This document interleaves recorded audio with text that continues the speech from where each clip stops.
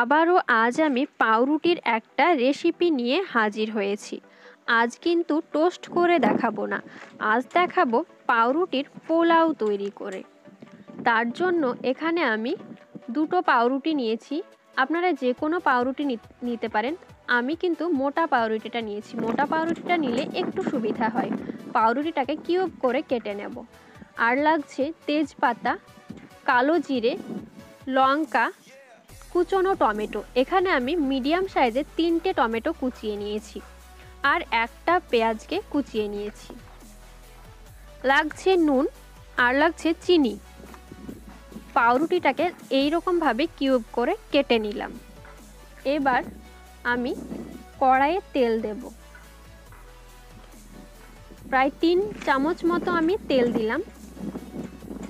তেলটা গরম করে নেব। গরম হয়ে গেছে, এবার আমি তেজপাতাটা দিয়ে দিলাম। এবার দিয়ে দেব কাঁচা লঙ্কা।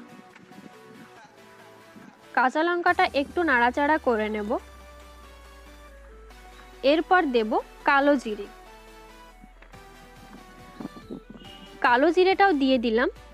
এবার দিয়ে দেব কুচনো পেঁয়াজ।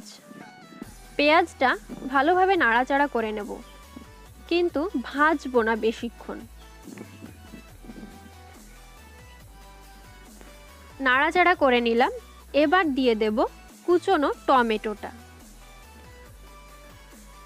টমেটোটা দিয়ে দিলাম।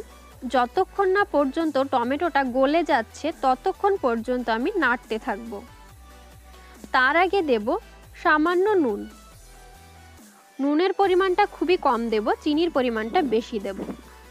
এটা একটু মিষ্টি মিষ্টি খেতে ভালো লাগে। টমেটোটা প্রায় গলে গেছে, তার মানে সেদ্ধ হয়ে গেছে। এবার কিউব করা পাউরুটিগুলো দিয়ে দেব। ভালোভাবে নাড়াচাড়া করে নেব।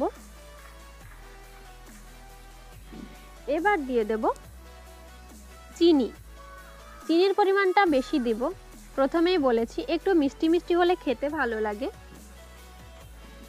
ভালোভাবে নাড়াচাড়া করে নেব। নাড়াচাড়া করতে করতেই প্রায় নরম হয়ে যাবে। তেজপাতাটা উঠিয়ে দেব। পাউরুটির পোলাওটা তৈরি হয়ে গেছে। এবার গ্যাসটা অফ করে দেব।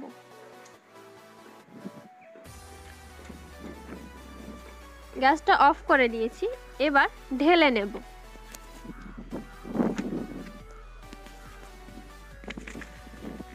পুরো রেডি পাউরুটির পোলাও।